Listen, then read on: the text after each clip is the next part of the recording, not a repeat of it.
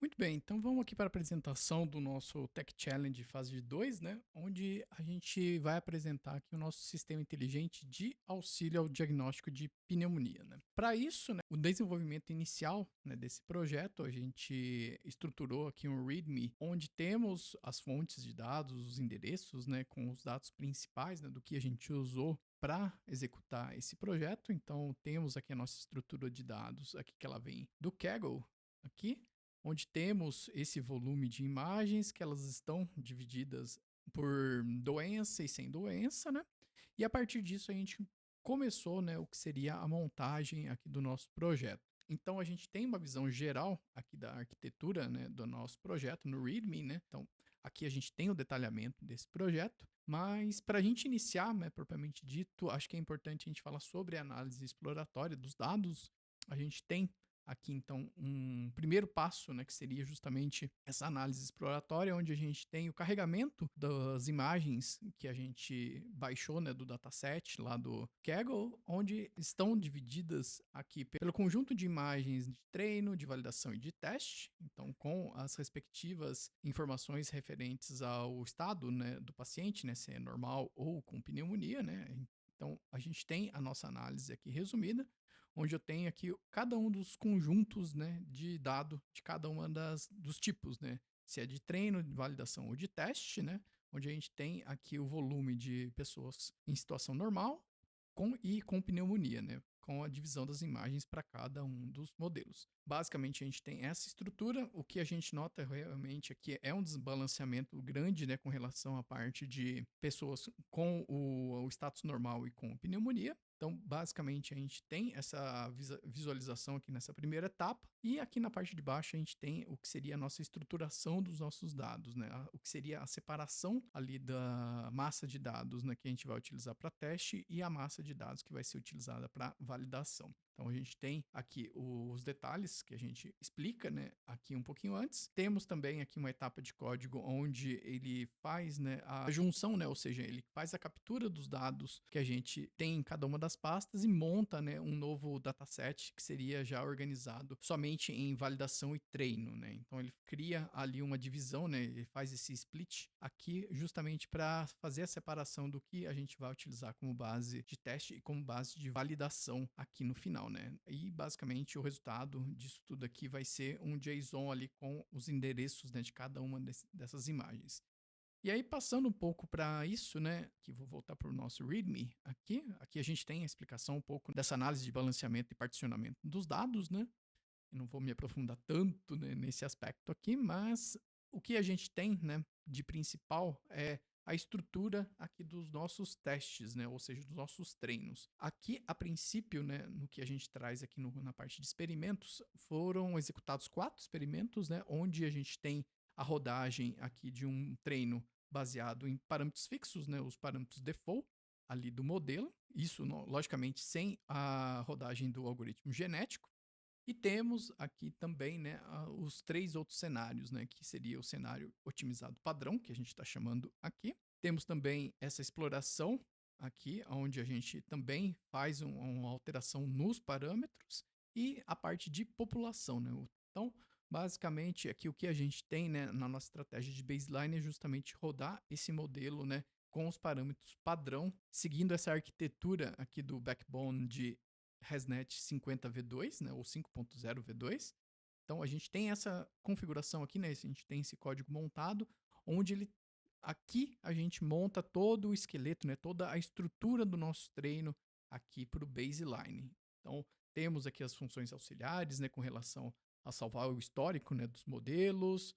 Temos as nossas classes aqui que são utilizadas durante o processo, né? A gente tomou esse cuidado de separar em classes a estruturação ali do nosso código, né, para facilitar até mesmo o processo de manutenção dele no decorrer do tempo. E acho que o principal, se a gente for olhar aqui, que seria a construção do nosso modelo aqui, né, do nosso baseline, onde basicamente a gente faz essa configuração, né, do que a gente vai utilizar aqui para o modelo de treino, né? E por fim, temos aqui então, né, a função principal de treino, né, onde a gente tem todas as configurações que a gente executa, né, para o baseline. Aqui a gente tem basicamente a nossa estrutura aqui de parâmetros padrão que a gente tem, né? Bem como o local aqui onde ele vai salvar o modelo treinado. Temos aqui também, né, algumas métricas como o F1 score, a acuracidade do modelo, né, que durante o processo de treino isso vai sendo mostrado aqui para a gente na tela. E por fim, com o salvamento aqui dos artefatos, né, para a gente analisar, que são as curvas, né? Tanto a curva de treino quanto a parte de matriz de confusão. Da mesma forma, a gente tem essa mesma configuração para os experimentos, né? Por exemplo, eu vou trazer aqui o que seria o cenário de população. A estrutura nossa, em termos de organização, ela segue mais ou menos a mesma lógica. Porém, nessa parte onde a gente tem a configuração do algoritmo genético, a gente tem aqui as configurações padrão, entre aspas, né, que a gente colocou aqui, para esse cenário de teste de população. Então, temos aqui o número da população que a gente vai utilizar nesse caso, né, de população estendida, né, que antes no baseline e nos outros experimentos eram 4, a gente passa para 8. Temos algumas configurações aqui como com relação ao Epoch Warm e o Epoch Fine aqui, mas a estrutura principal do nosso treino, ela é semelhante ao baseline com esses ajustes aqui do modelo, né? Então, se a gente for descendo aqui, a gente tem, né, o processamento de imagem, temos aqui a função, né, propriamente dita para carregar as informações relacionadas ao nosso algoritmo genético. E por fim, né, aqui também, né, a gente tem o que seria a nossa execução do treino final, com as mesmas informações aqui que a gente tem de plotagem das informações de gráfico com os resultados, né, do treino. E o resultado disso a gente pode também, né, utilizar aqui essa auditoria local, que é onde ele faz um carregamento dos modelos que foram treinados, né, com a saída, né, a gente tem aqui os 4 modelos que foram treinados em cada um dos cenários, né, tanto o baseline quanto a otimização, a exploração e a população, que foi isso que eu expliquei agora. E ele cria, né, o que seria ali os nossos artefatos, né, as nossas informações que a gente utiliza para fazer as comparações de resultados. Então, ela captura as informações do modelo, né, dos dados históricos que o modelo vai gerando e traz para a gente isso de forma mais organizada. Isso ele fica mais claro para a gente no nosso relatório, onde essas informações que são geradas a partir daquela auditoria, elas são trazidas aqui na tela, né? Por exemplo, aqui a gente tem os resultados do nosso modelo baseline no cenário 1, com as informações principais, né, de precisão, recall e o F1 score. E temos também, né, as curvas, né, que seria o nosso análise do gráfico de treino e validação. Então, para o baseline, a gente pode ver esse desempenho aqui, bem como a matriz de confusão também aqui para o baseline. E assim como a gente tem para o baseline, né, que é aquele primeiro treino que a gente executou em modo default, a gente tem também aqui os resultados dos cenários, né? Então temos os cenários aqui da população, onde ela foi expandida para 8 indivíduos, sendo avaliado ao longo, né, de 3 gerações. Temos aqui, né, também as mesmas informações com a mesma curva de treino e validação aqui, bem como, né, a nossa matriz de confusão. Isso a gente se repete, né, também para os outros 2 cenários. Então a gente consegue visualizar bem aqui no relatório o resultado obtido a partir daquela função, né, de auditoria local, que ela resgata essas informações do modelo de treino. Na sequência, a gente pode dar uma olhadinha aqui no nosso README novamente. Basicamente, aqui na tela a gente tem a tabela, né, com o resultado final aqui dos nossos testes. Então temos aqui, né, por F1 score, acurácia e threshold final. Temos o resultado aqui que o campeão, no caso, foi esse cenário A com a otimização padrão, aqui que é o nome que a gente utilizou. E na sequência, né, com esse modelo treinado aqui já selecionado, né, como ali o que melhor performou, a gente passa para o desenvolvimento, no caso da API de utilização. Porém, um pouco antes a gente tem até aqui embaixo, né, que para além do resultado, né, gerado ali pelo modelo, né, onde ele identifica, né, a pneumonia ou não, né, mostrando a taxa de confiança, a gente fez um que seria a nossa integração com a AI generativa, né, o GPT, onde ele vai se utilizar, né, de uma engenharia de prompt para transformar aquele resultado, né, ou seja, explicar aquele resultado que foi obtido pelo modelo treinado em uma linguagem natural mais humana.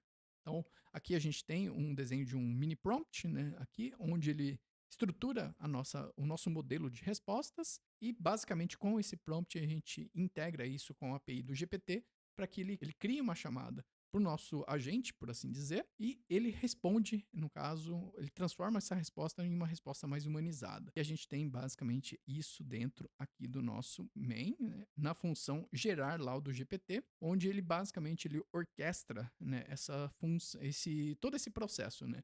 Então, a partir do modelo aqui, né, que eu comentei, né, a gente tem um prompt aqui, onde ele mostra a estrutura da nossa resposta. Então, a resposta ela precisa vir dessa forma, né, com o resultado do diagnóstico e a confiança, e também, né, com o texto ali gerado pelo GPT. Aqui a gente tem uma configuração padrão, onde a gente mostra aqui qual que foi a temperatura ou um número máximo de tokens que ele vai utilizar. Lembrando que a temperatura aqui ela está em 0.2 para ele não ser tão criativo na resposta. Então você consegue controlar isso justamente, né, aqui dentro dessa parte de temperatura. Feito isso, a gente tem o desenvolvimento da nossa API. A nossa API ela está desenvolvida aqui nessa pastinha, né? Então a gente tem a nossa API aqui dentro, né? Dentro do nosso main, que é basicamente esse arquivo aqui. Basicamente a gente executa, né, a criação da nossa API que vai ser utilizada durante, né, o processo, né, de geração dos laudos. Após o desenvolvimento disso, a gente tem uma etapa aqui de teste API, né, que são os testes unitários, né, da nossa API, onde eu vou executar aqui. Então, basicamente, eu vou acessar o nosso terminal aqui e vou rodar o nosso teste unitário aqui, né? Ele vai fazer o carregamento e vai testar cada um dos pontos relacionados à nossa API aqui com o resultado, né, de passed ou não, né? Então, aqui, isso seria a nossa etapa de teste unitário. E, por fim, eu posso também, né, no caso, fazer o carregamento da nossa API. Eu vou carregar ela aqui, né? Eu vou só dar com esse comando aqui para fazer o load dela. Ela vai demorar um pouquinho para carregar o modelo. E aqui a gente já tem a nossa mensagem, né, de sistema de visão pronto, application startup complete. Com base nessa informação, eu posso já acessar o nosso Swagger, né?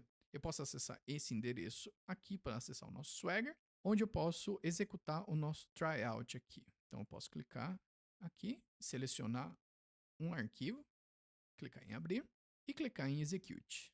Ele basicamente ele vai fazer o carregamento da imagem e fazer o processamento dela para devolutiva aqui do resultado. Então, a gente tem aqui, né, o resultado, então nesse caso normal, sem achados patológicos, com o resultado aqui do score bruto, o threshold utilizado, o nível de confiança e o laudo aqui, né, que seria o texto propriamente dito. Para fazer um outro teste, eu posso clicar aqui em Clear, selecionar uma nova imagem, essa daqui, e a gente tem aqui a mesma coisa com agora o resultado de pneumonia detectada com a taxa de acerto e o laudo. A gente desenvolveu também o front-end, que ele está localizado aqui, também com o mesmo aspecto aqui, onde eu posso utilizar o teste unitário aqui dele. Então eu posso acessar um terminal novo aqui, vou selecionar a nossa pasta, também posso executar o nosso teste unitário aqui.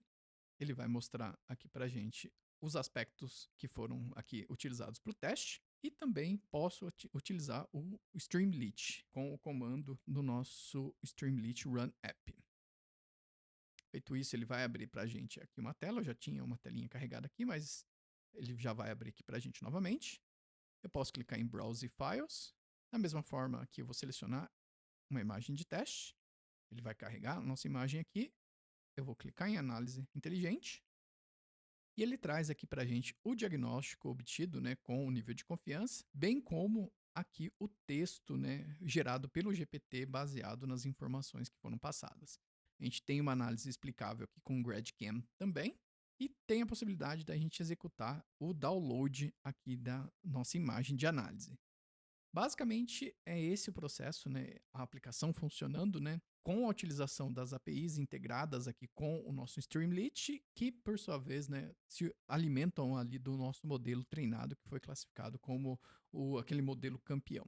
Então, basicamente, o nosso projeto ele se resume a isso. A gente tem aqui o detalhamento, né, dessas informações, tem a possibilidade aqui de visualizar os resultados, né? Mas basicamente é isso, né? Então aqui no README, finalzinho do README aqui, a gente tem a nossa estrutura de pastas, né, com as explicações, mas no geral é isso. Então, muito obrigado.